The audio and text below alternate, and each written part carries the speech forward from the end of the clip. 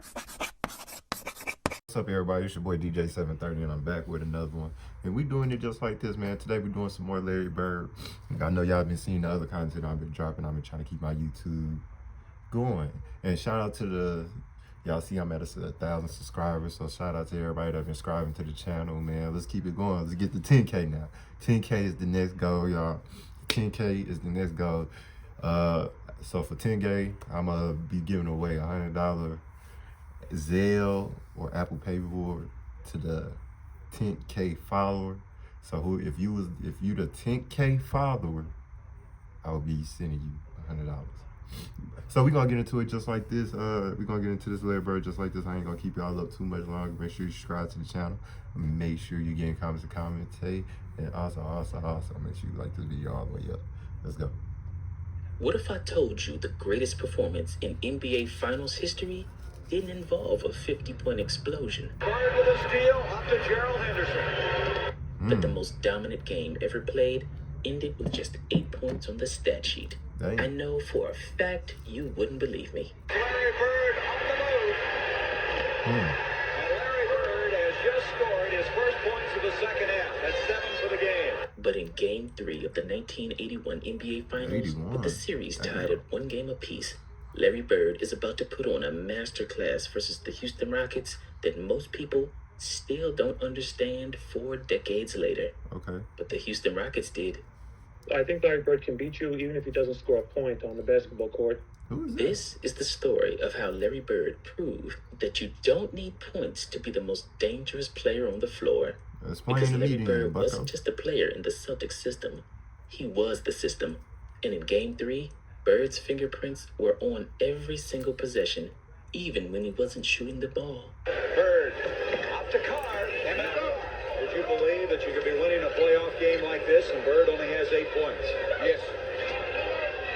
Oh, wait a minute. You asked me what I think it is winning by this large margin with Bird on 8 points. Now, Okay. since I was sitting here watching, yes, I would believe it. Because with a good ball player, statistics won't give you any idea. If you just look at one statistic of how they play. It was May 9th, 1981, Houston, Texas. The series was tied at 1 game apiece because Houston protected home court in Game 2.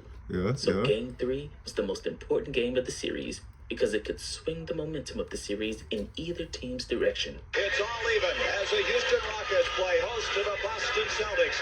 And for the 7th consecutive time, we have a sellout here in the Summit. Houston knew that this was their best chance to upset the Boston Celtics because playing with home court advantage, their game plan was simple. Slow the game down, make it ugly, and whatever you do, Slow the don't game let down. Larry Bird get comfortable. So right off the bat, the Rockets came. Fun fact, what I've been noticing is, y'all can correct me if I'm wrong, the Celtics had a good little fast break scheme, man. Like, they fast break game was nasty back in their day. I'm just going ahead, I have to just point that out, because every Larry Bird reaction I do or did or have done, they fast break game is legit. I haven't seen nobody fast break game be as good as Boston. And that's just me just peeping what I've been seeing lately. Back to it.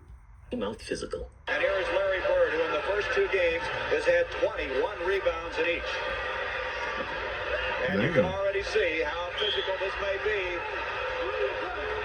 It's going to be Boston's basketball. Game's not a couple of seconds old, and Chris Ford thinks he's gotten run into by a couple of trucks. Here we'll see the tip-off. Here he gets tripped, first of all, by Reed. Now he hustles to get up and get it. Dunleavy just knocks him down again, and Dunleavy was out of bounds. They were grabbing and holding, turning every possession into a wrestling match. This was old-school playoff basketball, where referees swallowed the whistle and let the teams decide the game on the court. Mr. Bird on this play, on this shot by Ford. Now look at Robert. He grabs him first with the right arm. Now he backs into him. Reed gets away first. Look at him backing into him. Just fouled him to death that time. Never got the call. No. Chris Ford, he's been open over this one. Look at this. Reed and Bird going after each other. Well, Del Harris said you're 100% defense on Bird during the timeout, and that's playing tough, isn't it? Any other superstar would try to force their offense. They would demand the ball and try to impose their will through scoring. But Bird saw something else entirely. He saw 10 guys on the court and understood that basketball isn't necessarily about what you do when the ball's in your hands, but it's about what happens because you're on the floor. being such a gravitational force on the court that you make your other 4 teammates better because the defense is so worried about you. A little disappointed with that as Ford thought that was a three-point play, and it is now. Earlstrom indicates it is a three-pointer. 8 seconds on the shot clock. Nice pass to Maxwell. Larry Bird, who had 9 assists in the first game. Here's Bird, Reed back in after Calvin Garrett did a good job, but Chris Ford has really played well. He has 12 points off of the field. By halftime, Bird had 5 points, 10 rebounds, and 5 assists. So the people who look at the points column in the box score probably thought Larry Bird was having an off night, but the Boston Celtics were up by 17. Larry Bird nails it from outside. He has 3 points. Here is Maxwell against Malone. The biggest lead of this game, 15 points, 35-20. That may be the biggest lead in the series. When people talk about Larry Bird, they always remember his shooting. They always remember his trash talk. They always remember his clutch gene. But for some reason, nobody wants to talk about his defense. But if you actually look at the game, Larry Bird's defensive instincts were borderline supernatural. Trying to follow, Willoughby tips it off to Robert Reed, blocked by Larry Bird. Here is Archibald. He just forces the issue all the time, and you can see what the end result is. Calvin Murphy, 2-on-1. A good fake by Larry Bird defensively. And you have to do that sometimes defensively. You can't wait and let the offense dictate what's going to happen.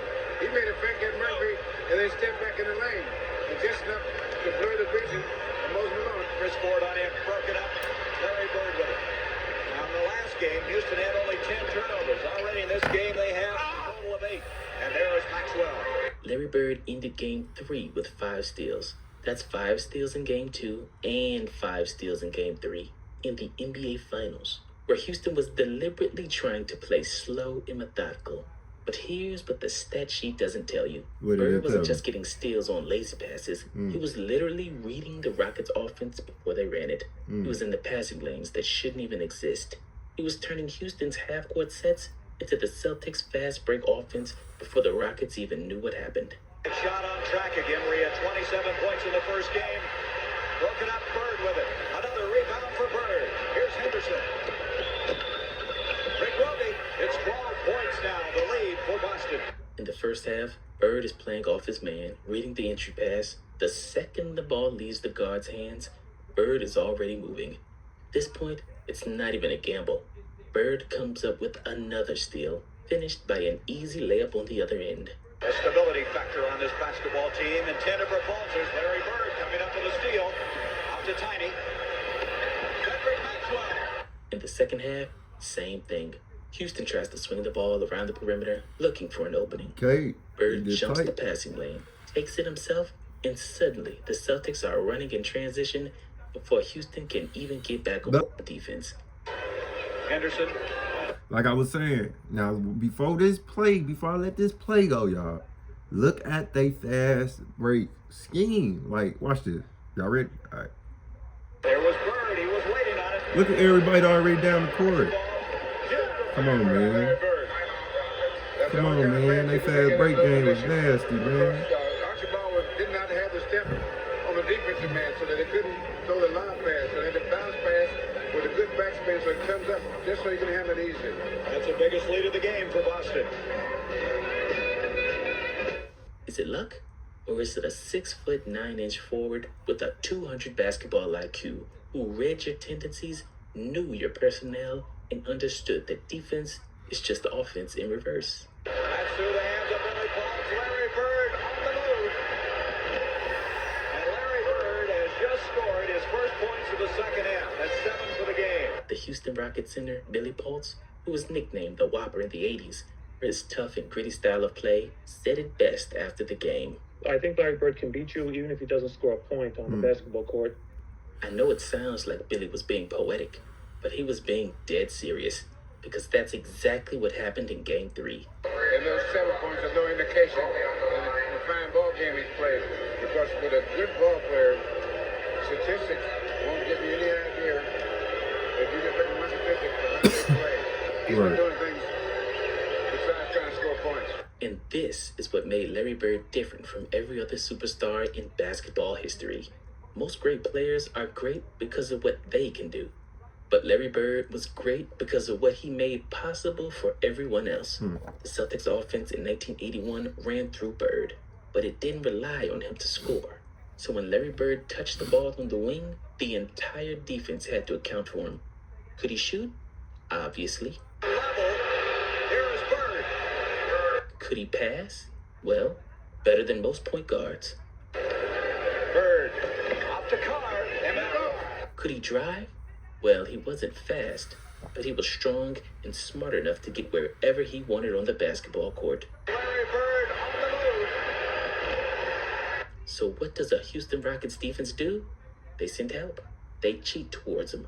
They overcommit. And the moment they do, Bird sees it. The ball is already out of his hands. Cedric Maxwell is cutting backdoor for a layup. Was the number he had in game 2. Look at that. Bird to Maxwell. Maxwell scores. Moses very upset about the play, and Maxwell was 17. Chris Ford is open for a 1981, just jump the shot on the wing. 1981 That's the playoffs. second one. Here's Ford. I'm trying to do some homework, bro. Ford with 2 from out there. Robert Parrish has a mismatch in the post because his defender rotated to Bird. Larry Bird to Parrish, and Parrish now has... I don't even know who wrote this 1981 team This that played is for the the Rockets, game y'all. within the game. This is why Bird had 5 assists at halftime while barely taking any shots. He was the conductor. Every touch was creating an advantage somewhere else on the floor. Boston's offense in Game 3 looked effortless because Bird made it look effortless. The ball moved, guys were open, and the Celtics were getting great looks possession after possession because Bird's mere presence. Also, Larry Bird had 10 rebounds in that first half to go along with 5 assists, but he had only 5 points. Here's Tomjanovich, Bird with a steal, up to Gerald Look at Henderson. that fast break. I'll be trying to tell you. He didn't get to the free throw line. That's through the hands of Billy Pauls. Larry Bird on the move. And Larry Bird has just scored This his game first points in the second 3. half. That's 7 for the game. And not to mention the rebounds, 13 of them, and half of them led directly to Celtics possessions where Bird pushed the break himself or hit the open man in transition. He was grabbing defensive boards and immediately turning defense into offense, which is another thing that the stat sheet doesn't quite capture. The tempo. He controlled it. Murphy looking for his first 2. Rebound by Bird. Robert Parrish. Rebound Bird, and Bird already has a handful of them. Now the level is checked in. Rebound Bird. Out to Chris Ford. Murphy. Look out. Malone and Roby shoving inside. Here's Moses making a move. Oh, Bird on the floor again, trying to get the rebound. Archibald. He's down, but he gets it off to Bird. Look at that. Down the court Back to already. Maxwell. Give me that. Chris Ford. Hustling Chris Ford. That's the way to run it. Larry Bird made the key pass to get that ball up court to stretch out the defense. Now here's the beautiful irony of Game 3. Because Larry Bird was famous for his fourth quarter takeovers, he was the guy who'd cruise through 3 quarters, get all of his teammates involved, then put the game away in the final 12 minutes with a bunch of impossible shots and cold-blooded clutch buckets. But in Game 3, he barely played in the fourth quarter because the game was already over. The Celtics got out to an early lead, and they never let Houston back in it. The game was never even close. And that's the ultimate compliment to what Larry Bird did in those first 3 quarters. He controlled the game so completely that his signature fourth quarter heroics were unnecessary. He'd already won the game by playing defense, crashing the boards, and making everyone around him better. Would you believe that you could be winning a playoff game like this and Bird only has 8 points? Yes. Oh, wait a minute. You asked me what I think that they'd be winning by this large margin with Bird on 8 points. And since I was sitting here watching, yes, I would believe it. Because with a good ball player, statistics won't give you any idea if you just look at one statistic for how they play. Bird finished with 8 points, 13 rebounds, 10 assists, and 5 steals. But even those numbers don't tell the story. A new playoff record set here. Lowest point scored in a playoff game. As 71 was the record, is now 67. Major Jones. And so with that, It ties the record that Syracuse had 71 points in 1955. So they have that dubious distinction of holding the record with the Syracuse National. Broken up, and that will do it. The Celtics won the game 94-71. Okay. A 23-point demolition in an NBA Finals game. And this is what separates Bird from every other scorer in basketball history. This is why comparing him to modern players who hunt for 30-point games misses the entire point. Because Bird didn't play basketball to score points. He played basketball to win, and he understood that winning sometimes means letting the game come to you.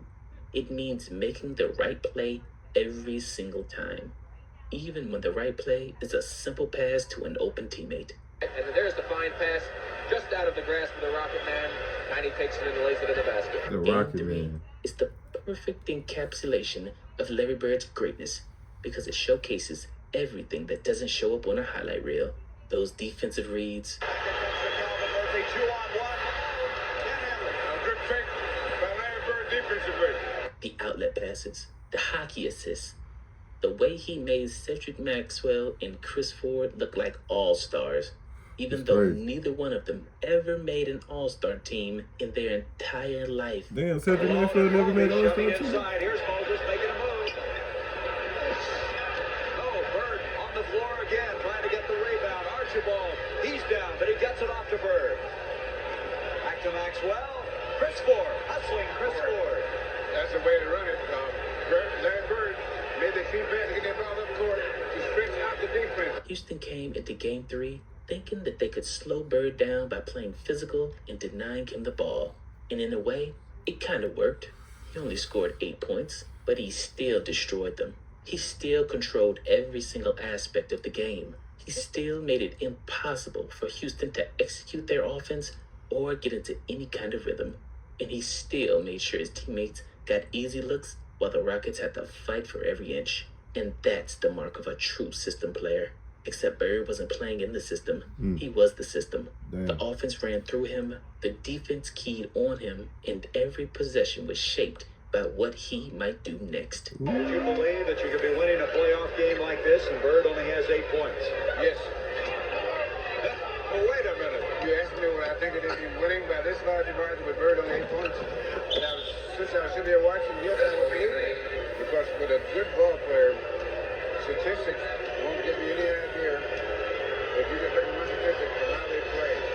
Game 3 would largely be forgotten by history because 8 points in a blowout win doesn't make for great television. But if you understand basketball, and I mean really understand it, then Game 3 is the most impressive performance of the entire series because Bird did everything. He defended at an elite level, he controlled the boards, he facilitated the offense, he set the tempo, he made his teammates better, and he did it all so smoothly that he made it look easy. Because Larry Bird's greatness wasn't always loud or flashy, but it was always there, lurking beneath the surface, bending the game to his will in ways that only the smartest basketball minds could appreciate. I think Larry Bird can beat you even if he doesn't score a point on the basketball court. Billy Pultz was right. Larry Bird could beat you without scoring a point. And in Game 3 of the 1981 NBA Finals, he came pretty damn close to proving it. Like I said, man, we just got done doing some good Larry Bird, man. Like I said, it's your boy DJ730. Make sure you subscribe to the channel. Make sure you get them comments to commentate. And also, man, comments on them fast breaks. I tell you, man, who don't nobody got a better fast break than the Celtics when Larry Bird on there. I'm just saying, it was multiple examples of what the fuck was going on. I've been, ever since I started doing Larry Bird, that's one thing I can say he is good at. It's his fast breaks. Like they system for fast break, how they get down that court for some younger guys back in the 80s, they flying through that thing. But like I always say, man, make sure you subscribe to the channel, make sure you get comments, commentating, and also like this video all the way up. Like I said, road to 10K. Next milestone is 10K, road to 10K.